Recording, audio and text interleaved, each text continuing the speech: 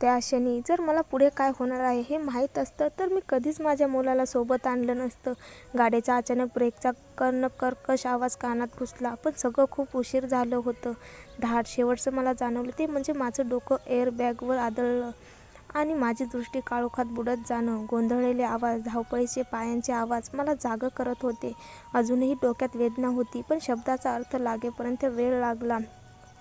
आणि जेव्हा समजलं तेव्हा मला वाटलं काश मी डोळे उघडलेच नसते. दिव्यांश गाडीत अडकला होता.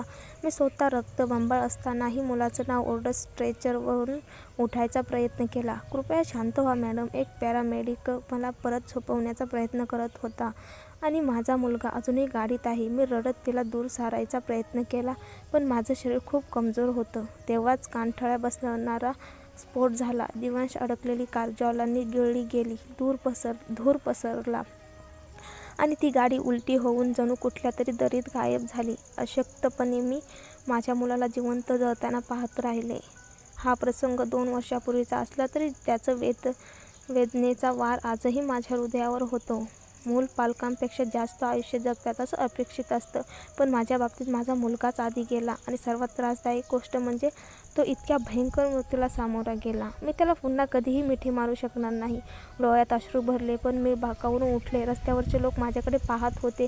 घाईघाईने मी तिथून निघाले. घराकडे जाणं शक्य नव्हतं. आईला माझा हा अवतार दिसला तर तिला सत्य सांगायला भाग पाडेल आणि मला तिची काळजी वाढवायची नव्हती. तिच्या बरे होण्यावर लक्ष राहायला हवं.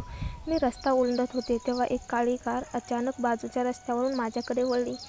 मी वाटलं ती थांबेल, पण उलट ती वेग वाढवत आली. जवळजवळ मला ठोकरच होती. मी किंचाळत रस्त्याच्या बाजूला फुटपाथवर उडी मारली. गुडघ्यावर आदळले, पण कसेबसे श्वास सावरला. ती कार दिसेनाशी झाली, पण माझं मन अजून धक्क्यात होतं. सामान गोळा करताना मी त्या गाडीचा रंग आणि आकार लक्षात घेतला. काळी शेव्रॉलेट. तेव्हाच मला जाणवलं हीच ती कार जी 2 वर्षांपूर्वी माझ्या गाडीला धडक देऊन अपघात घडवून गेली होती. कोण होता त्या कारच्या मागे? 2 वर्षांपूर्वी मला मारण्याचा प्रयत्न करणारा पुन्हा परत आला होता. भीती हळूहळू संतापात बदलली. ही व्यक्तीच माझ्या मुलाच्या मृत्यूची जबाबदार आहे. जो असेल मी शोधून काढणार. आता माझ्याकडे गमावण्यासारखं काहीच उरलं नाही. टॅक्सी घरासमोर थांबली. सर्वप्रथम माझ्या नजरेत आलं सुषमाची कार नव्हती. काल ती माझ्या गाडीशेजारी पार्क होती आणि ती नेहमी न सांगता बाहेर जात नसे. घाबरलेल्या मनाने मी दरवाजाकडे गेले. बेल वाजवली, पण उत्तर नाही. शांत हो श्रेया, मी मनातच मंत्रासारखं पुटपुटत थरथरणाऱ्या हातांनी किल्लीने दरवाजा उघडला. घर शांत होतं आणि रिकामंही. मी पळत जिना चढले. आईचं नाव आणि सुषमाचं नाव ओरडत दोघेही नाहीत. आईच्या खोलीत पाहिलं, बिछाना रिकामा. काळजीने मी सुषमाला फोन लावला, पण तिने उचलला नाही. भीती आता इतकी वाढली होती की श्वास घेणं कठीण झालं. मनात सतत भयानक विचार येत होते. मी डोळ्यातील पाणी रोखायचा प्रयत्न केला, पण शक्य झालं नाही. अश्रू टाळत मी तिला मेसेज केला, मोकळी असतील तर लगेच कॉल कर. उत्तराची वाट पाहत हीच सर्वात मोठी यातना होती. मी हॉलमध्ये चकरा मारत होते, हात छातीवर गुंडाळून. नजरेत काळजीचं सावट होतं. टेबलवरील टेलिफोनकडे पाहिलं, मग हातातला मोबाईल. सुषमाचा अजून कॉल आलेला नव्हता, पण मला खात्री होती लवकरच येईल. सुषमाचा स्वभाव असाच होता. एखादं संकट आलं तर लगेच फोन करायची, त्यामुळे काहीतरी कारण असणार की अजून कॉल केला नसेल.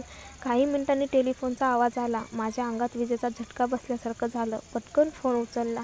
हॅलो, मी थरथरत म्हणाले. मी आहे. त्या परिचित आवाजाने मला दिलासा दिला. सुषमा, मी हळूशी किंचाळले. बोट इतकी घट्ट पकडली की सांधे पांढरे झाले. आई कशी आहे? मी श्वास रोखून विचारलं. तुझी आई ठीक आहे आता, तिने उत्तर दिलं. त्या शब्दांनी माझा अडकलेला श्वास सुटला. ती सध्या बेडवर झोपली आहे. पुन्हा बेशुद्ध झाली होती का?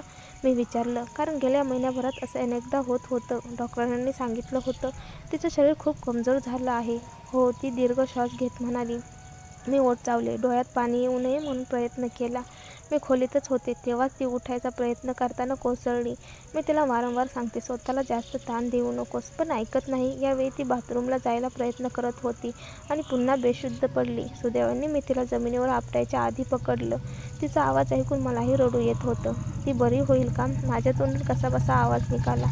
श्रेया, हे फक्त देव जाणतो. आपण फक्त तिच्यासाठी प्रार्थना करू शकतो, ती म्हणाली आणि मला दुसऱ्या बाजूला हुंदके ऐकू आले. मी विषय थोडा हलका करायचा प्रयत्न केला. तू फोन का नाही आणलास? घाईत विसरले. ती थोडी लाजत म्हणाली, अगदी चुकून चुकीच्या चपलात निघाले. काय? मी हसणं आवरलं. बरं झालं की मन अनवाणी नाही आले. ती हसत म्हणाली, तुझ्या आईच्या चपला घेतल्या. तिला काही काळ लागणार नाहीत. काळजी करू नकोस. मी 1 तासात येते. मग तू घरी जाऊन कपडे चपला बदलून ये. फोन ठेवण्याआधी मी हॉस्पिटलचं नाव घेतलं. मग तयारीला लागले. वरच्या मजल्यावर पटकन आंघोळ केली. लॅव्हेंडर जंपसूट घातला. केस वाळवून पोनीटेल केली. चेहरा थोडा फिका वाटत असल्याने हलकासा लिपस्टिक लावला. फ्लॅट सँडल खांद्यावर, बॅग हातात, गाडीच्या किल्ल्या. मी निघायला तयार झाले. दार उघडलं आणि माझे पाय जागेवर खिळले. दारात उभा होता अर्जुन, माझा नवरा.